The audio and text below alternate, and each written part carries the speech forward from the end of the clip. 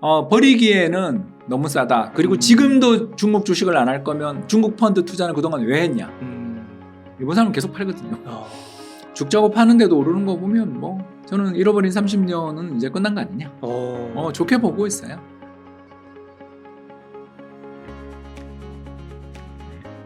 중국 경제, 일본 경제. 중국은 네. 뭐 저는 좋게 보고 있죠. 그러세요? 아니 너무 나쁘니까. 고맙잖아. 네. 우리 지금까지 이야기한 대로 한번 이야기를 해보면 인플레가 죽는다며. 네. 그지? 그리고 한국은행은 금리를 인하할 수도 있고 미국은 경기 너무 좋고 부동산 시장 버블이다. 네. 버블까지는 아니어도 부동산 너무 좋아서 금리를 한 번 더 인상하거나 아무튼 인하는 늦춰줄 것이지만 거의 끝났다잖아. 네. 그러면 이게 다 경기 좋아진다는 이야기거든 사실은. 그죠? 네. 그러니까 저물가에 뭐 not bad 성장이면 골디락스 새끼곰 정도는 되잖아. 네. 대형 엄마곰 골디락스는 아니어도. 네. 그러면 수출로 먹고 사는 중국이 나쁠까요? 그러니까 치포 때문에 두들겨 맞아서 반도체는 힘들다 쳐도 네. 뭐 중국이 반도체만 먹고 살아요? 드론 있지. 스마트폰 뭐 화웨이 두들겨 맞았지만 샤오미 잘 팔고 있지. 네. 자동차 세계 최대의 자동차 수출 국가 됐지. 네. 얘네가 만드는 게 되게 많단 말이에요. 그러면 지금이야 수출이 우리도 꽝인데 지네라고 뭐 별 수 있나? 근데 우리가 지금 꿈꾸는 대로라면 2차 전지는 지금도 좋고 자동차는 지금도 좋은데 여기다가 내년에 반도체에다가 조선에다가 뭐 다 좋아지는 게 되게 많다며. 그러면 그게 다 중국이랑 겹치잖아. 네. 그럼 중국 사야지. 이것도 좀 너무 그 외부 변수나 뜻밖의 막 그런 사건에 좀 그치, 쿠데타 나면 보시라이가 2012년 네. 사실상 쿠데타 일으켰다라고 보잖아요, 우리가. 네. 그때 진짜 북경에서 탱크 소리, 총소리 들었다며. 그러니까 막 IMF 온다고 그러잖아요, 중국에 막. IMF를 간다고 이야기하려면 중국 전에 IMF 갈 나라가 전 세계 한 150개는 돼서 중국 순서는 좀 남아있지 않냐. 외환보유고 아직 3조 달러인데. 네. 거기다가 걔네 부채가요. 또 달러 부채를 거의 다 갚았어요. 왜냐하면 잘 차환이 안 됐어. 그런 과정에서도 외환보유고 3조 달러를 유지하고 있는 나라인데 네. 그러니까 국내 부채 문제지 해외 부채 문제는 아니거든요. 이걸 해결하는 방법이 있어요. 근데 이걸 안 해서 문제지. 제가 가르쳐 드릴까요? 자본 자유화하면서 자유변동 환율제도 채택하면서 금리 제로금리 만들어버리면 돼요. 다 해결돼요. 대신 이제 그렇게 되면 지금처럼 정부가 금융시장을 마음대로 통제하고 마음대로 자원을 배분하는 일은 어려워지겠지. 그러니까 국가 통제를 손을 놓으면 돼요. 우리가 외환위기 이후에 했던 거 있잖아요. 네. 자유변동 환율 제도로 해주고 주식시장 다 개방해버리고 채권시장도 개방해버리면 그러면서 정책금리를 인하해버리면 위안화 약세로 가는 대신에 인플레이션 발생할 거고요. 그리고 중국 기업들의 경쟁력 엄청나게 개선될 거고요. 그리고 지금과 같은 디플레 충격에서 다 벗어나서 저금리 혜택들을 쓸 수 있는 민간 기업들이 시장에서 마음대로 주식 발행, 채권 발행을 할 수 있을 거 아니에요. 네. 지금은 저금리 해봐야 그건 다 국영기업만 먹고 사는 거고 민간 기업들은 쫄쫄 굶고 파산하고 있는 중이잖아요. 네. 이 문제를 해결하는 가장 쉬운 방법은 바로 시장을 자유로 해주면 돼요. 그러면서 한번 충격은 받겠지. 이런 글로벌 금융시장의 개방에 버티지 못할 체력 약한 지방은행, 정부 거 이런데 금리가 낮으면 우리도 외환위기 이후에 어떻게든 64조 원에 달하는 어마어마한 공적 자금을 투입해서 은행들을 다 살릴 수 있었던 이유가 그 뒤에 우리나라 역사상 초유의 저금리가 왔기 때문이잖아요. 근데 지금 중국은 디플레 중이라고요. 소비자 물가 제로에 생산자 물가 마이너스라고요. 그러면 금리 제로로 내려도 되는데 왜 안 하냐 하면 고정환율 제도를 채택하면서 정부가 금융을 다 통제하고 있는 중이기 때문에 자기들이 여기서 금리를 내리는 것 자체가 외환보유고 감소로 연결되기 때문에 그런 거예요. 근데 이걸 폐기하면 돼요. 근데 못하겠지. 뭐 시진핑이 그럴 사람이면 진작 했겠지. 그러니 지금은 쫄쫄 굶는 수밖에 없는 거고 언제? 세계 경제 좋아지면 그때 좋아지겠지. 그러니까 내년에 우리 지금 이야기대로라면 다 내년에 좋아진다며. 그러면 사도 되죠. 싸잖아. 그렇군요. 그러니까 뭐 작년에 한국 PBR 0.8배 미만에서 사는 거랑 똑같은 이야기예요. 그러니까요. 그러니까 그때 진짜 더 떨어질 거라고 해서 못 사는데 그거를 예측하려고 들지 말자고요. 맞아요. 그걸 무슨 수로 바닥을 잡아요. 바닥은 그러니까요. 패닉 속에 오기 때문에 그 패닉은 누가 일으킬지를 모르니까 패닉이잖아. 믿었던 어떤 이가 사실 저는 오릭 났어요. 그러면서 패닉이 오잖아. 맞습니다. 그렇잖아. 2008년 금융위기도 버나드 매도프가 오릭 났어요. 그러면서 저 사실 사기였어요. 이러면서 온 거잖아요. 그 믿었던 누군가가 사실은 저 사기였어요. 저는 아무것도 없어요라고 고백하는 순간이 올 때 패닉이 오는데 그걸 우리가 무슨 수로 예측해 전망합니까? 또 안 올 수도 있잖아. 왜냐하면 운 좋게 넘어갈 수도 있지. 네. 그러니까 너무 바닥을 잡겠다. 너무 꼭지에 팔겠다는 생각을 버리면 투자는 훨씬 쉬워진다. 네. 그렇게 봅니다. 아, 그렇군요. 그러면요, 박사님, 일본도 한번 여쭤보겠습니다. 일본 진짜 엔저도 굉장히 심각하다고 해야 될까요? 아니면 그게 어떻게 바라봐야 될까요? 미국이 눈 감아주고 있는 거다. 이렇게 보는 거죠. 미국 입장에서 지금은 자기네 경제 상황도 살만하고 또 금리 올려도 부동산이 오르니까 물론 이제 신축 위주로 오르지만 그래서 정책금리 인상을 하는 거고 그 정책금리 인상을 하는데 일본이 득을 좀 본다 그러지만 옛날처럼 일본이 위협적인 상대면 너도 올려 그랬겠지. 그러나 아베노믹스 한지 10년이 지나도록 저러고 삘삘거리고 있는데 네, 뭐 언제 경쟁력도 없고 또 중국을 포위하는 데 있어서 일본이 이번에 파나소닉을 거기 IRA 인플레 감축법에 넣어주는 거 우리 봤잖아요. 네. 그런 거 보면 일본도 자기 편 동맹국 이런 쪽으로 해서 너네 한번 그렇게 힘들게 노력 중인데 살아봐라 네. 이런 거 아니냐. 네. 뭐 그러면 환율 더 오를 수도 있죠. 다만 일본 입장에서 환율이 150엔, 160엔, 200엔 가면 작은 애들도 계획한 목표한 환율 이상이니까 외환시장 개입도 하고 그러는 거 아닌가 생각합니다. 네. 그러면 엔화 투자 이런 건 어떻게 생각하세요? 저는 사고 있어요. 아, 그러세요? 산지 오래됐는데 물렸어요, 여러분. 주식은 벌었는데 화는 깨먹었지. 주식이야 좋지. 일본이 최고 많이 올랐잖아요. 근데 화는 모르겠어요. 저도 모르겠어요. 아니, 그러면은 막 신문에서는 막 30년 그 잃어버린 30년이 깨졌다. 이제 올라간다. 그럴 수도 있어요. 근데 일본 경제 좋다고 판단하세요? 일단 뭐 부동산이 오른 지 10년이 넘었으니까 네. 제일 중요한 금융기관들을 살리려면 부동산이 올라야 된다는 건 우리 알잖아요. 2008년 봤잖아. 담보로 잡은 부동산 가치 떨어지는 순간 은행도 같이 망해요. 네. 그렇기 때문에 부동산 가치가 계속 떨어지기만 하던 나라가 드디어 1989년인가 1990년에 역사상 최고치를 일본 부동산이 작년 재작년에 다 깼잖아요. 동경이랑 오사카가 다 깼어요. 네. 그러니 근데 부동산의 담보 가치들이 올라가기 시작하면 경제가 돌거든요. 거기에 이어서 주식시장도 이렇게 일본 사람들은 죽자고 파는데도 오르는 거 보면 일본 사람은 계속 팔거든요.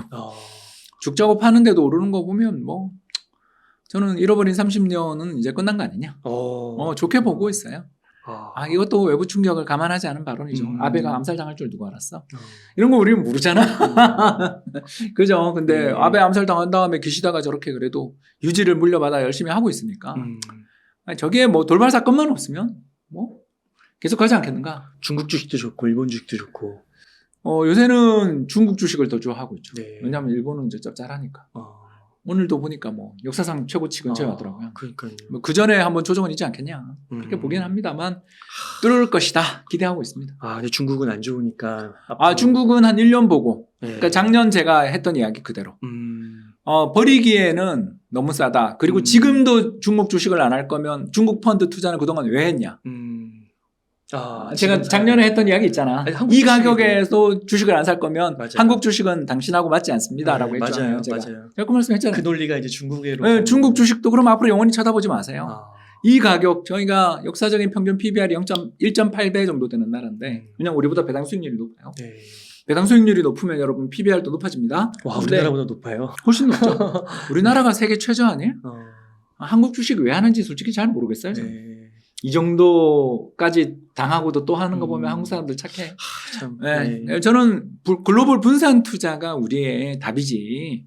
한국 주식 그렇게 너무 좋아할 필요 없다. 여기는 사랑하면 배신당할 가능성이 되게 높은 시장이다라는 게 한국 시장에 대한 저의 솔직한 생각이고요. 네. 조금 더 중국 주식 이야기하면 중국도 되게 나쁜 놈들이고 그 시장 자체가 주주에게 친화적이지 않은 거 동의하지만 역사적인 평균 PBR이 1.8배, 1.9배인데 지금 1.2배예요. 그러니까 작년 한국이 평균이 1.1이었는데 0.8 된 것만큼 싸요. 네. 한 30-40% 싼 거잖아요. 네. 그러면 아무리 미워도 뭐 나라 망하겠어 이러고 하면 사볼 만한. 그렇죠. 저는 바이 더 딥 하고 싶어요. 그런 차이나 디스카운트가 있다 해도 너무 싸다. 아니, 차이나 디스카운트가 네.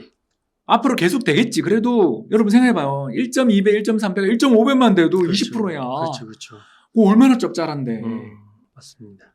그렇지 않습니까, 여러분? 네. 여러분들 좋아하시던 주식들이 헐값에 널브러져 있어요. 음. 특히 홍콩 가시면 더 싸요. 아, 홍콩 시장이랑 중국 본토 시장 사이에 음. 주가 괴리가 굉장히 커요. 지금. 아, 그래요. 네. 홍콩 시장이 훨씬 더 쌉니다. 그러면 글로벌 자산 배분 차원에서 음. 만약에 박사님께서 투자를 하신다면 음. 어떤 섹터나 주식이 좋아 보이시나요? 아니, 아까 이야기했지만 섹터는 기술주 좋아하고 있고요. 그래서 작년 연말부터 제가 2차 전지 그때부터 애플 이야기하기 시작했잖아요. 네. 그때 왜 그랬냐면 금리 이제 떨어질 거다. 네. 금리 떨어질 때는 레버리지가 큰 놈이 짱이다. 기술주, 테크 기업 좋아질 거다 그랬잖아요. 네. 그대로인 거고. 근데 이제 주식을 지역으로 이야기하면 저는 한국 주식은 솔직히 이제 별로 이렇게 내년 이맘때 코스피가 저는 한 3천 근처에 있을 거라고 봐요. 그런데 그래봐야 수익률 10%, 15%예요. 그러네요. 2,600이니까. 네. 얼마 안 돼요. 이제 먹을 게 별로 없어요. 3천을 가도 수익이 날 게 그렇게 많지 않아요. 네. 그럴 바에야 저평가된 일본이랑 중국 주식 비중도 좀 들어. 그러니까 전체 주식을 절반 이렇게 100이라고 놓으면 내가 그냥 가정이지 100억이 있다 그러면 한 미국 주식은 한 50억 해야 되잖아요. 전 세계 시장 절반인데. 그럼 나머지 50억을 저는 한국은 한 20억 놓고 나머지 한 30억은 일본이랑 중국 놓으면 괜찮지 않겠나 생각해요. 네. 뭐 또 기회 되면 뭐 또 인도 넣어도 좋지만 인도가 지금 역사상 최고 밸류에이션이라서 뭐 잘 모르겠어요.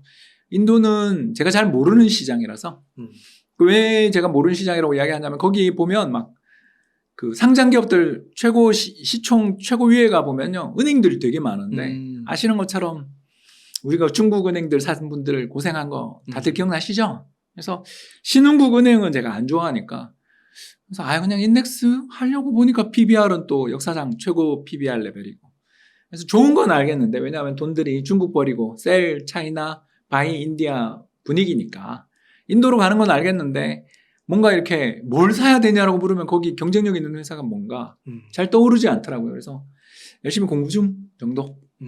그러면 기술주, 뭐 빅테크, 나스닥 이런 나스닥도 좋아하는데 아까도 이야기했지만 그 많이 오른 거는 빼고 이제 저는 좀 트리밍 해도 되지 않냐. 제가 한 2달 전인가 3월인가 4월에 와서 2차 전지 제가 그게 싫다는 게 아니라 급등해서 좋아하지 않아요라고 이야기했던 거 기억나시죠? 그런 식의 관점이죠. 네. 그 산업이 좋은 거 알아요. 아는데 예를 들어서 뭐 2달, 3달 사이에 3배가 났다, 2배가 났다. 그러면 저는 네. 감사합니다. 그러고 그걸 다 팔라는 이야기가 아니라 수익 난 걸 가지고 그 다음에 좀 못 오르네 성장 가능성은 있는데 한 1년 기다리면 실적 턴할 애를 사자라는 거죠. 그때 진짜 실제 출연해 주신 다음에 한 20-30% 빠졌었어요. 2차 전지. 근데 뭐 그 정도 조정받으면 또 네. 옥석 구분이 되잖아요. 많이 빠진 애가 있고 잘 버티면서 얘는 미래가 밝은 애가 있으면 거기서 또 선별해서 투자하시면 되지. 그러니까 어떤 업종 싫어 좋아가 아니라 저는 많이 오르고 밸류에이션 매력이 없는 회사 싫어지. 너무 그 좋아하는 섹터 나쁜 섹터 그런 거 없어요. 저는 지난해 연말 와서 LG엔솔 사자 그랬잖아요. 네. 저 그런 사람이에요. 그러다가 요즘 왜 제가 자꾸 그랬는지 이제 이유를 아셨잖아요. 네. LG화학이 2조 판다 그런 다음부터 어떻게 되는지 봤잖아요. 저는 그걸 걱정하는 거거든요. 그렇게 급등해버리고 나면 항상 내부자 매도가 나올 가능성이 있어서 걱정한 거죠. 네. 또 그 충격이 소화되고 나면 또 펀더멘탈에 대한 관심이 높아질 때는 살만하지 않겠냐. 네. 타이밍을 내가 모르니까. 근데 다만 저 정도 가격 오르면 항상 보유하고 있던 자사주를 팔던 내부자가 갑자기 주식을 매도하든 아니면 증자를 때리든 시비를 발행하든 등등 하는 걸 저는 우리 한국 K 주식시장에서 하도 많이 봤기 때문에 네. 나올 가능성이 있다 정도로 이야기한 거죠. 이걸 뭐 어떻게 하겠어요. 언제 나올지를 누가 알아. 네. 오늘 박사님 말씀을 들으면서 역발상 투자라는 단어를 다시 그럼요. 진짜 생각해 보게 되는 것 같아요. 한국 주식만 너무 사랑하지 말고요. 배신당해요. 네. 믿었던데 배신당하면 되게 괴로워요. 재미도 없고 솔직하게 말할게요. 그냥 오르는 재미 하나밖에 없는.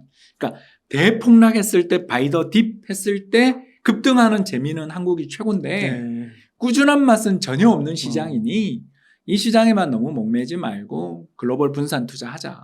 그리고 저 좋아하는 리츠도 좀 사봐라. 그런 리츠. 이야기였습니다. 지금도 리츠 괜찮나요? 아니 미국 부동산이 3달 연속 상승했다니까? 봐, 제 말대로 됐잖아요. 네. 네, 리츠는 별로 안 올랐어. 그러니까 그래서 좋아하고 있어요. 싸면 전 좋아해요. 이거는 조금 전에 출연하셨을 때 말씀해 주셨는데 언제? 존슨앤존스 같은 거. 아, 그런 회사 좋아하죠. 그런 회사 왜냐하면 지금도- 저는 그런 회사들 좋아하는데 이제 기술주는 아니잖아요. 그런 회사들의 특징이 뭐냐면요. 네. 기술주 들어가기는 무서운데 네. 투자는 해야 되겠고 이런 사람들용으로 제가 그때 세 종목 이야기인가 네 종목 이야기를 했을 텐데 버크셔 해서웨이, 애플, 존슨앤존슨, 코스트코 이야기했을 거예요. 그죠? 네, 맞아요. 예. 근데 뭐 버크셔 해서웨이는 날아가 버려가지고 그렇지만 존슨앤존슨은 못 올라갔고 그리고 또 코스트코도 그렇게 못 올랐는데 좋은 회사들이잖아요. 네. 그런 회사들은 뭐 그렇게 나쁘지 않다. 저는 근데 이걸 하나만 사라는 뜻으로 이야기한 게 아니라 그 네 종목을 꼽아줬던 이유가 이 네 종목이 분야가 다 달라서 네. 제가 골라준 거잖아요. 그러니까 그런 걸 잊지 마시고 투자하시라는 이야기. 와, 진짜 버크셔에서 있는 이게 그래프를 보니까 우상향을 꾸준하게 이렇게. 아니 그때가 너무 쌌어, 그죠? 네. 그때가 너무 쌌어. 저도 많이 못 쌌어. 아, 부끄러워요. 사실은 저는 정말 바이더 딥을 좋아하는 사람이라서 패닉을 일으키면서 어떤 우량 기업이 폭락하면 그걸 참지를 못해요. 예, 그래가지고 그때 저는 사실 리츠를 좀 많이 샀잖아요. 그래서 요새 뭐 배당도 받고 꾸물꾸물 올라오긴 하는데 아까 이야기했던 그 종목들에 비해서 특히 애플에 비해서 오른 게 없다 보니까 좀 부끄럽기도 하고 그래요.